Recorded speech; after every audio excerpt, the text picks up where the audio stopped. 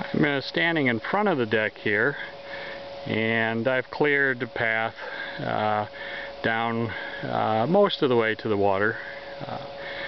We live 450 miles away from here now. Used to be that we were in Chicago, and it'd be 3 hours to get up here, and you could actually come up for the day and go back. But now at 450 miles, we live just outside of Ann Arbor. It's just too far a drive, and we do live on a lake in Michigan. So the setting here is just unique, because 10 minutes away you were in the biggest tourist trap in the Midwest, the Dells, and 10 minutes the other way you're in Baraboo, where Devil's Lake State Park is, a lot of other things, Circus World Museum. As you look down the slope here, in '98 is when we had the greatest amount of rain, and the river was the highest it ever was, but it never got to that second ledge, let's say. So the highest the water's been is maybe 20 feet below the A-frame, so it's always high and dry here. In fact, when Lake Delton blew out earlier this year and that house was on the news, it did float right by here. I wasn't here to see it, but it just really only wet the flat a little bit. 600 million gallons coming out of Lake Delton didn't do much at all. You know, this is a huge river here, and it certainly can absorb it. As we look to the north over here, well, here's my favorite tree. We've taken pictures of our sons in this tree for well, our oldest is 30 years old now, so and since they are not married with any families yet, I don't see any reason to hang on to the place. I have deeded them this next lot here, so you can be sure that nothing will go in here, you know, for 10-15 years at least. This trail here goes to about a 6-foot tall obelisk that's made out of fieldstone, and engraved on it is HER. Stands for Henry E. Ringling. I think it says 1935. And the 120 acres on the other side of Lot 1 here belong to the Ringling family and stay in the Ringling estate, and I don't ever expect it to be anything but what it is. I've known the family over the years. We walk around and enjoy the big fields there. Now, as far as the house here, it's on Lot 2. And Lot 2, the lot line is kind of this row of pine trees here. Propane tank is there. Central air conditioning. There's an outside entrance to the basement. That's a Bilco door. And there's an inside entrance. A lot of A-frames don't have that. There's my favorite river birch. And then going down this way. Now there's a white pipe down here that marks where the lot line is. The kind of fence pole that you see, you should be able to see the white PVC pipe.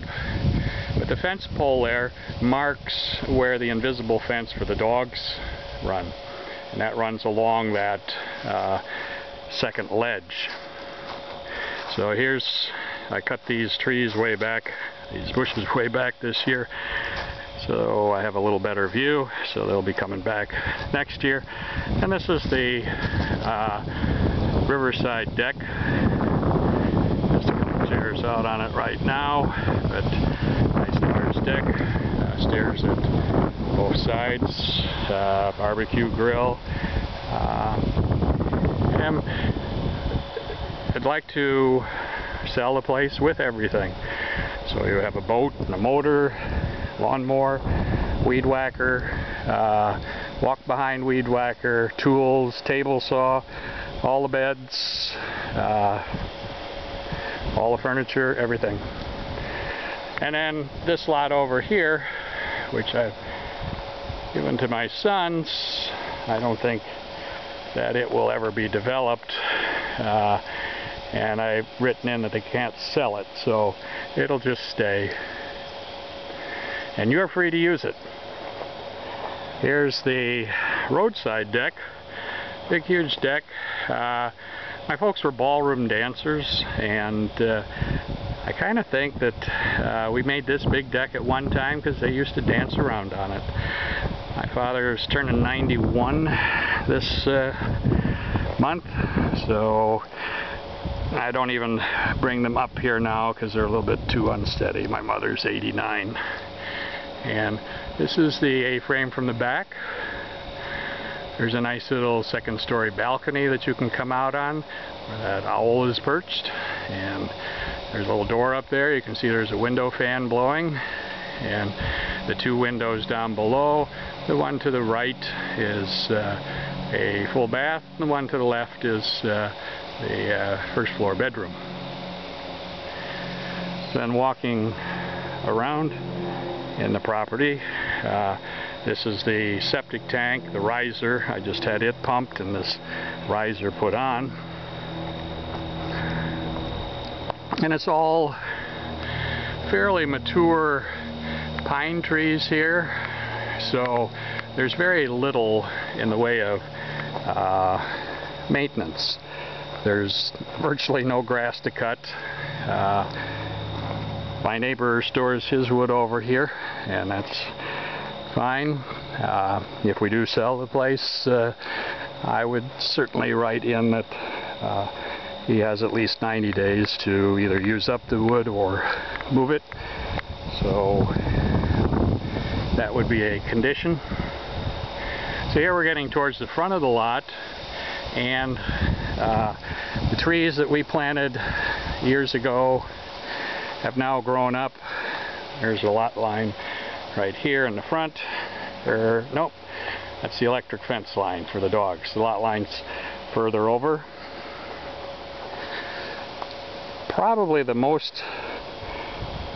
second most unique thing. The most unique thing is the view.